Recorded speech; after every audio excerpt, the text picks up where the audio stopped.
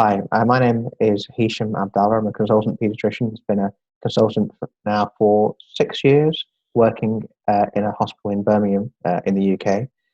And I thought I'd learned as much as I was going to learn in terms of history taking, and I thought I was pretty good at it in terms of taking concise histories and persuading patients to follow care plans and to manage their conditions.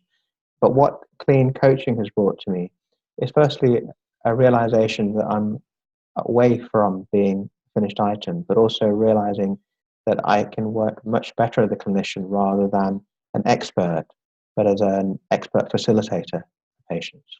And this has been a really interesting and productive process for me since I've started learning clean language, which has only really been recently. I've been using this more and more in my clinical consultations. In chronic disease management, for example, we know most patients don't take their medicines most of the time, but actually by facilitating the conversation such that patients are really considering, children and their parents, considering what they want to achieve, what they would like to have happen, whether it's in a consultation or in their condition per se, suddenly the tables are turned. And actually, this is all about them finding answers rather than looking for the answers from me. So typically now I will start the consultation with, what would you like to have happen? And usually there's a bit of a quizzical look as they kind of ponder exactly why I'm asking that question. And sometimes I need to repeat it a second or a third time.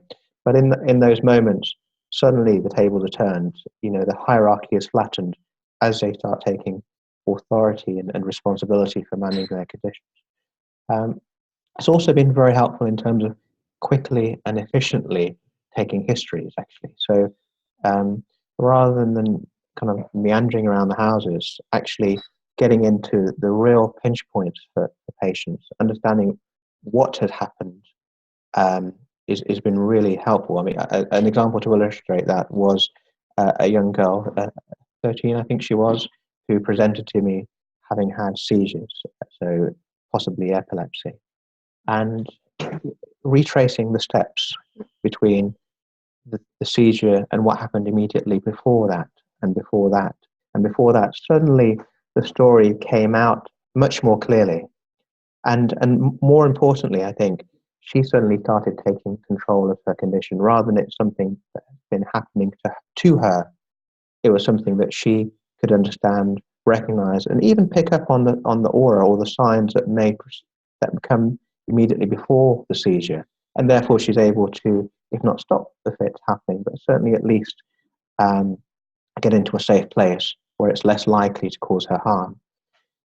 But then, kind of more magic happened really as I started taking history, understanding what she would like to have happen, but also her parents, who her mother and dad, her mother and father were both there.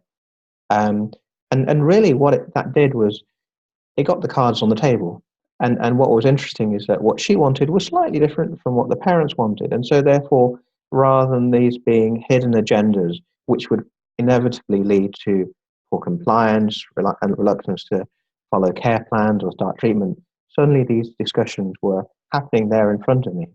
And for example, she wanted to be wanted to be able to drive. So that was an important part of her treatment plan. So this is one of her ambitions, which isn't quite the same as being seizure free, but that was an important aspect to her.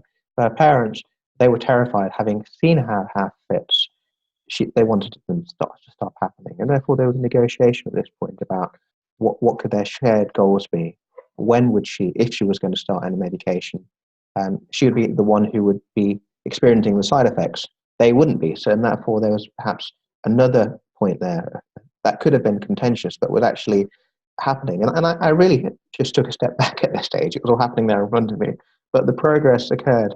And it actually, in actual fact, it turned out much later that the parents were both fairly kind of authoritative within the local community, and conveyed their thanks to my chief exec. And I got a personal kind of letter of thanks and nomination for Star of the Month that month, really, for the way that session was facilitated, but also the fact that it was very centered on what she wanted. And there was a great outcome for her and for the family.